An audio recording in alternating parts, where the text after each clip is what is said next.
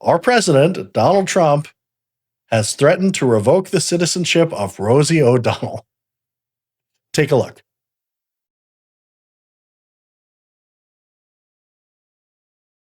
Yeah, so as you can see, Rosie O'Donnell is apparently a threat to all of humanity. And if you're as surprised by this as I am, strap in, baby. There's more breaking news to come. Yes, so Rosie O'Donnell and Donald Trump have had a very well documented feud going on for decades at this point. And recently, Rosie O'Donnell made some criticism against the Trump administration for basically mishandling this whole Texas flood situation that I'll be talking about a little later on in this episode. And she also recently moved to Ireland with her child, non-binary child, citing basically just discomfort with the current administration and not feeling safe.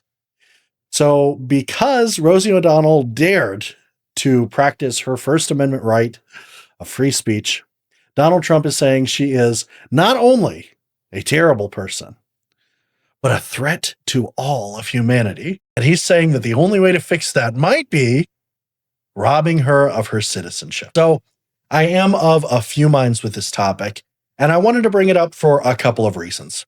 First of all, do I think that Donald Trump is actually going to rob Rosie O'Donnell of her citizenship? No, I don't. But in this case, there is no avenue for doing this. I mean, maybe Marco Rubio could try and cook up some kind of crazy scheme to take away her citizenship, but they would have to cook up some wild evidence to implicate her in some kind of like crazy terrorist activities. Or, I mean, it is frankly just so far beyond the pale that even this administration, I don't think would ever attempt to try and do that. Rosie O'Donnell was born here in America. She is an American citizen. One of her parents was also born here. Another was an immigrant, but also a legal citizen. So it's not like, there's some weird, birthright citizenship shenanigans he could pull. There's not.